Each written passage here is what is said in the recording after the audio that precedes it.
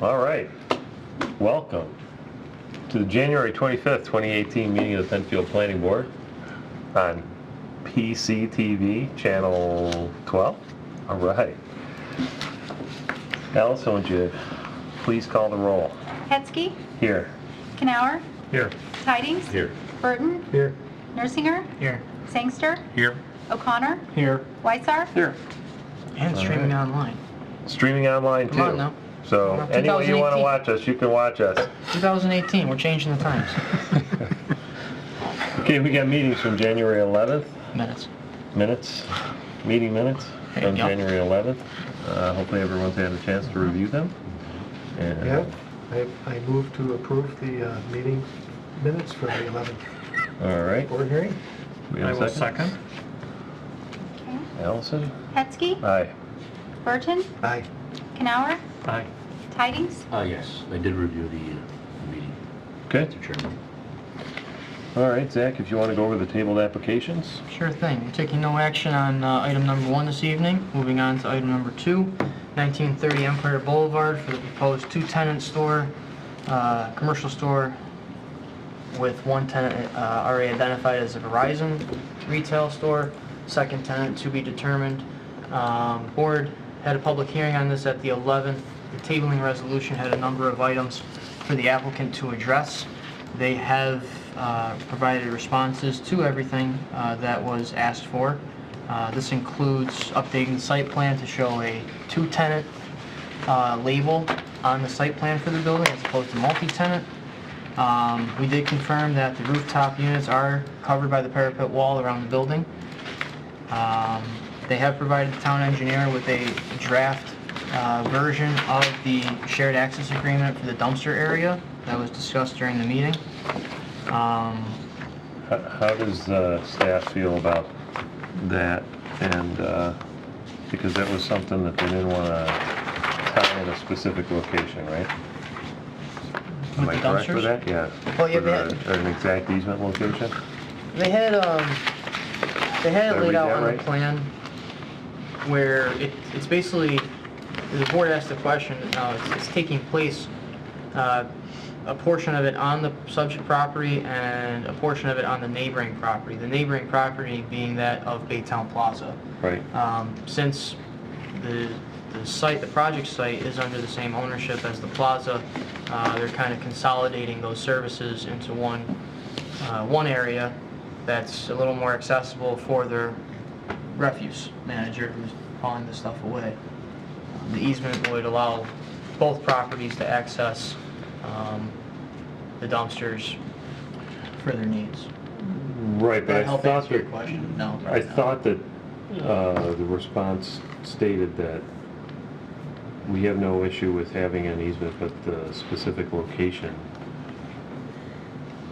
that they didn't want to tie themselves down into a specific particular location. I don't recall, but Am I I wrong on can that? defer to Mike, who's in the audience tonight. I believe that the response from Paul?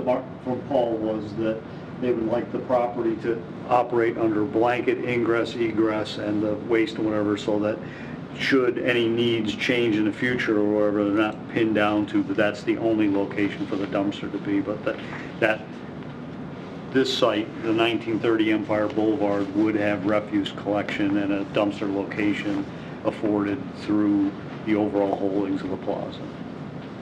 So how do we do that when our town code requires them to have? Through the access easement. But if it's An not, agreement. if they're asking not to define it or to leave it flexible, somehow we've got to tie that into what our town code requires. Well, Mike, correct me if I'm wrong. Through the site plan, I think they're kind of locking in that location. I don't recall it being identified as flexible space, flexible location. No, but I believe the intent would be that the easement agreement shows the approved site plan as the exhibit, rather than defining the dumpster pad and a meets and bounds description of only that Ah, specific, I follow. of that specific area. So when you do that, 1930 and the plan and its exhibit has the rights to, the portions of the land owned by the other plaza, it leaves it open. It doesn't define that the sewer or the dumpster can only go there, but the plan that gets approved by the town is the exhibit that goes with that easement. So that's how, the answer to this, that's how it gets defined, is through the site plan that's approved. Should they decide that they need to upgrade or move their dumpster enclosure, that would require site plan modification and a trip back to this board for that to occur.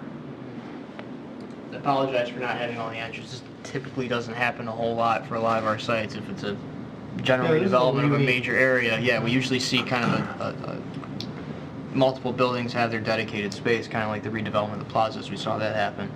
This, because of the timing of it and everything, it's a unique situation, but I think, as Mike just described it, You can see we've got an odd lot configuration there with the land behind Midas Muffler that, is a good location out of the general circulation routes and whatever, well screened, to place the dumpster enclosure. It's kind of a logical location for that, for not only this building, but the future proposed building. That's the second dumpster enclosure that's being Right. shown, Building P, all in the same area.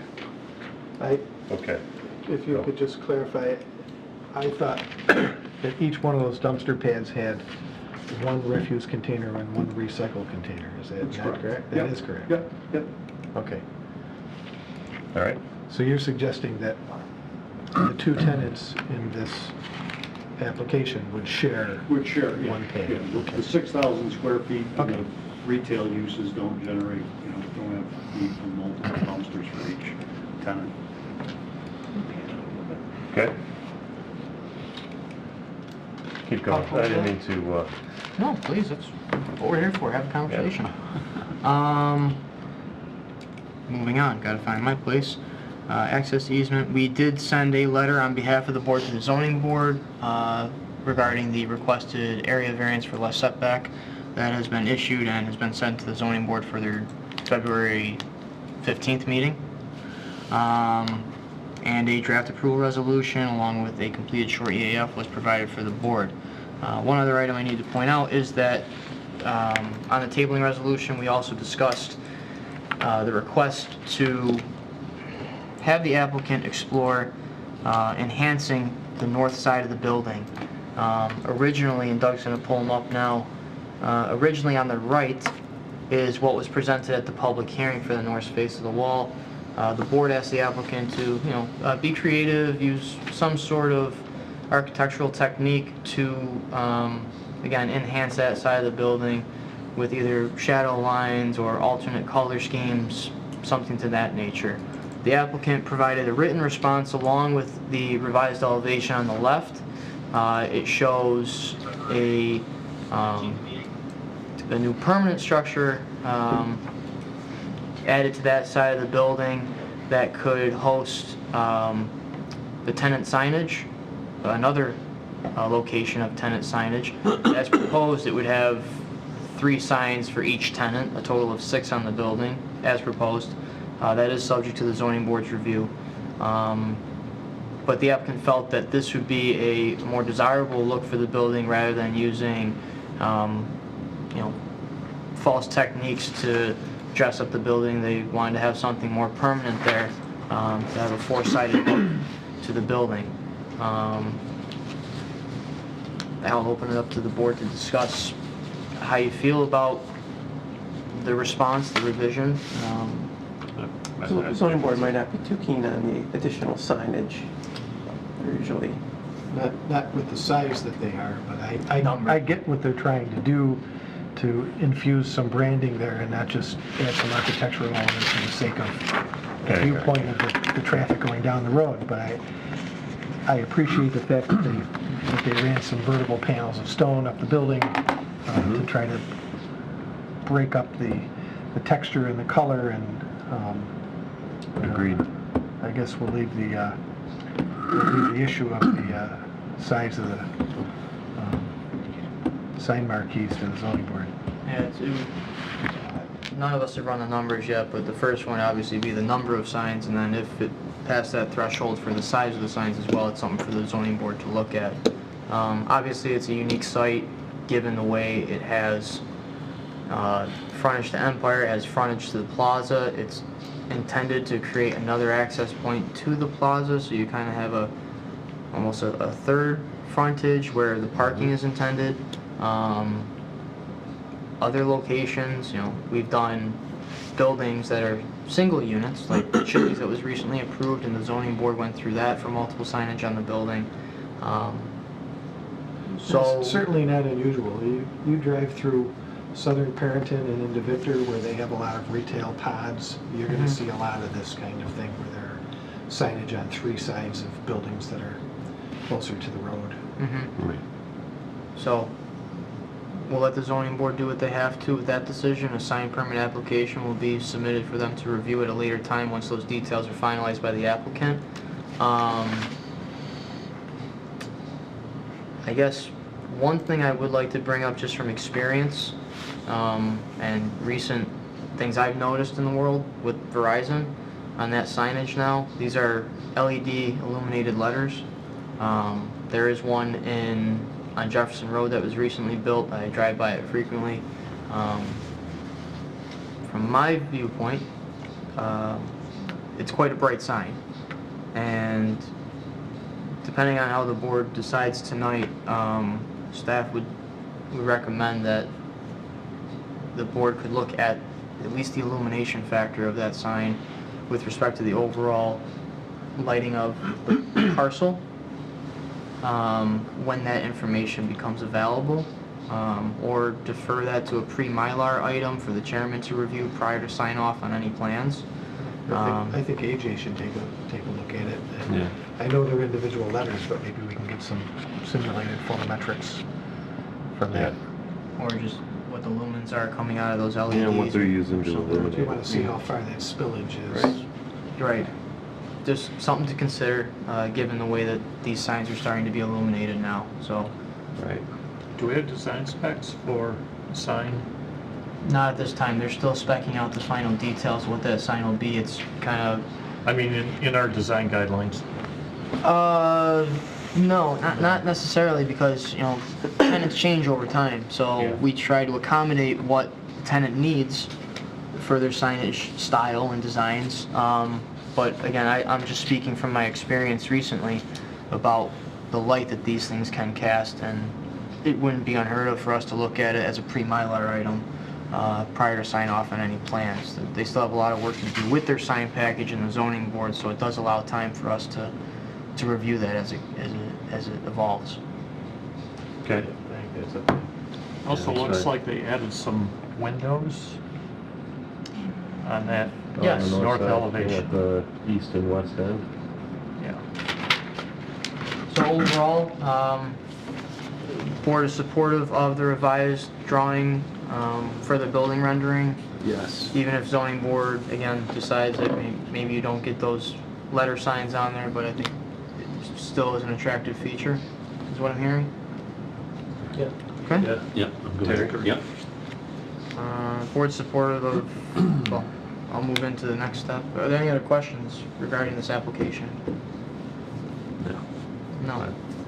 Okay, so we would be comfortable adding condition to the resolution that was provided to review that, the lighting for the signage, once that information's ready. Defer that to the chairman as a pre-Mylar item. Everyone good? Fine. Okay, that can be added. That moves us into the completed short EAF. Look for a vote on that. So we want to move for me to sign that? Yeah, I saw that, it looks fine. I move to accept. I will second. Okay. Hetzke, Aye. Burton, Aye. Canower, Aye. Tidings. Aye. Yeah, we also have And the resolution. draft approval resolution. And I'd like to add those conditions, and also if we could just final review of that easement language for the dumpster from our legal team and staff. Find it a standard condition, we have easements. Yep, we'll add that as part of our easement section. Yeah. Okay. Any other changes that people want? Our lead for this is absent tonight, so Guess I'll move to approve it. Second. Hetzke, Aye. Burton, Aye. Canower, Aye. Tidings. Aye. All right. that was that one. Thank you, Mike. Thanks. We have one new business item quickly, and it's more for the record and the minutes. Doesn't require any vote by the board. It's regarding Windsor Ridge, subdivision that's being built right now. Doug, I did put the material in the board meeting files. Okay. There's one of the lots on the assigned plat map. It's lot 37, and Doug's pulling that up now. It's on the cul-de-sac there. There we go. 37 is that one. So what happened with this is that through the evolution of the plans and the applicant's engineers, the setback was altered from the standard 30-foot that we're seeing throughout the subdivision on this one lot, and it was pushed back to 33 feet, and this was a requirement of RG&E when they reviewed the utility plans. So the plans were signed at 33. However, upon doing a plot map of the individual parcel by Ryan Holmes, it was discovered that the home is set at 32 feet off the right-of-way. So So they gotta move. Oh, take it. Have to knock it down. knock it down. Just put a So 45-degree angle. Those things only weigh like 500 pounds, don't they? slide it, right? So we really just wanted to inform the board that this took place. At 32 is still greater than the 30-foot that is throughout the subdivision. So it is no closer than any other home to the right-of-way. It is just 1 foot closer than what the signed map reflects. So this is typically kind of a field change, if you will, due to how it was built. We just wanted to capture that for the board, inform you of it, and reflect it in the minutes. Because this is a 278 plan for cluster development. Through the layout of the subdivision, the board approved its setbacks as shown. So Yeah. no variances are required through this. It is simply an FYI and something for the record to reflect that. Because the board originally approved it at 30 feet, so Correct. it's still back further than that. It's just the Still map is 2 feet further. Correct. Yep, and again, this is, it was all a requirement of a utility provider, not of the town. So Okay. that's, no votes are required, just information piece. I have nothing else for the board this evening. Okay. No. All right. Any other new or old business from anyone sitting here? Would you, sorry, I'll interject. Would you like me to review the upcoming applications for February? We have 4 of them. Sure. Okay. Yeah, a quick overview of that would be terrific. All right. So for February, the public hearing, there are 4 applications.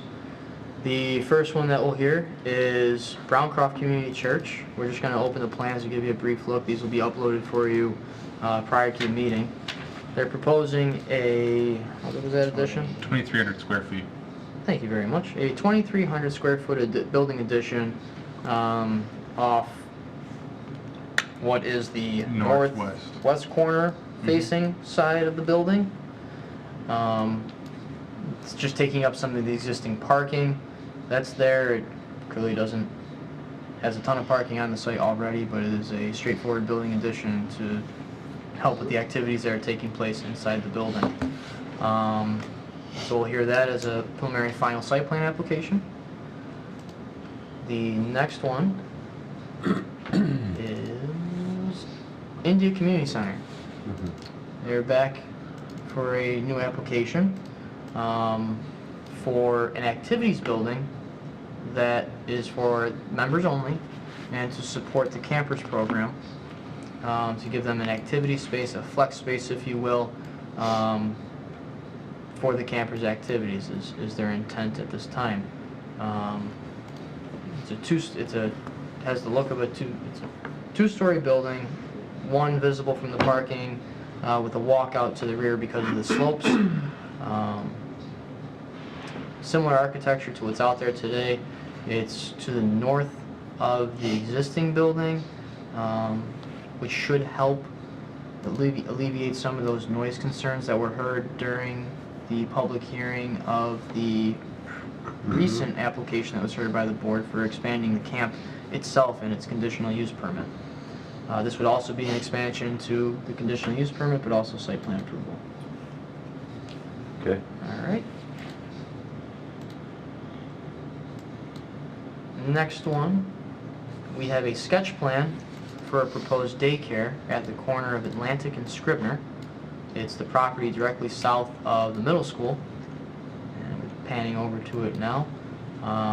They're proposing to keep the existing structure on the property, the existing home with a detached garage, and the site development would take place with a proposed 12,000 square foot daycare facility, outdoor playground area, stormwater retention, so on and so forth. The existing building would be used for your older children that are at the daycare, so they kind of have their own space separate from the younger ones that are your, the 1 to 7-year-olds or whatever the number is. They have recently built a project in Greece, and they're trying to incorporate similar architectural features on the new building, which is residential in its theme, with a pitched roof, shingles, and everything. Who's the applicant? Heritage Christian Services, or Heritage Christian Services. There we go. So they're proposing that project, and that's a sketch plan. Then we So have most of those trees would come down. yes. That area right now is kind of a low depressed area as it is. Doesn't sit too high up off the road. Well, maybe Google didn't take a picture there, who knows? But Look at how adept he is at computer. File to file, screen to screen. screen to screen, zooming in and out. It's amazing. Feels like you're there. I think Mike would have been able to pull that up, I'm just saying. Thank you.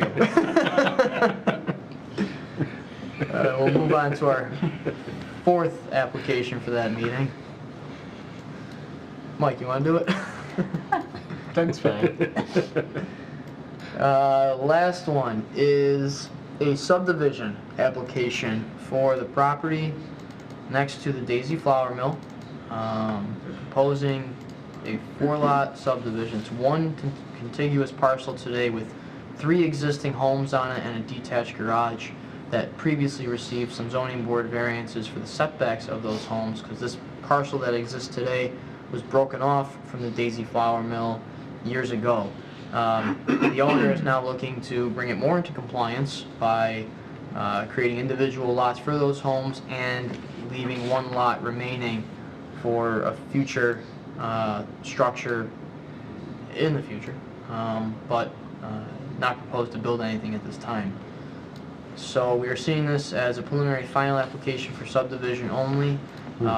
Staff has begun a type 1 review for this, as it is contiguously located contiguously to a historic property on the national list, which is the Daisy Flour Mill. Therefore, we have to go through a similar process that we did for 2775 Penfield Road. Is this in the floodplain? The floodplain is marked on the map. It's identified there. I believe, is that the 100-foot boundary, or Yes. 100, that is the 100-foot buffer? 100 foot or 100 year? 100 year. 100 year? Limits of 100 year. What That's flood not the zone is that? buffer. I believe it's A. A? Yeah. Flood zone? Yeah. Yep. This kind of leads into in the park back there. Yeah. Allyn Park, is what I meant to say. So yeah, this is typed as a type 1 action, and we've done, lead agency letters have been sent out. Typically the planning board becomes the lead agency on this. We did receive a comment from SHPO already, has no issue with the planning board being the lead agency. We're awaiting feedback from DOT, county health, county planning, so on and so forth, as we typically do. And where's the newly created lot going to be? So of that odd-shaped lot now, they're proposing to split 3 parcels. There we go. The solid black lines Out of that upper left. out of that left Corner. side there. Those would be Northwest quadrant. lots for the new homes, or for the existing homes, I'm sorry. And then the residual land would be lot 4. So currently there are 3 homes on One lot. one lot. Correct. I believe they're all rentals right now. Okay. And that's all, those are the 4 applications we will have for February. What is a mixed use? Application expected? We are expecting our first mixed-use application for the March public hearing meeting. That's March 8th. Okay. Is that this one over here, is it? It's a property located directly north of the YMCA. Currently, that's Wickham Farms. All right, so if we have, if we have nothing else, I guess we will adjourn. Thanks, Zach, for giving us that update. No Do we problem. have anything else? No. Okay. All right. Join us next time. Same bad time, same bad channel. Trying to keep moving back. That's right.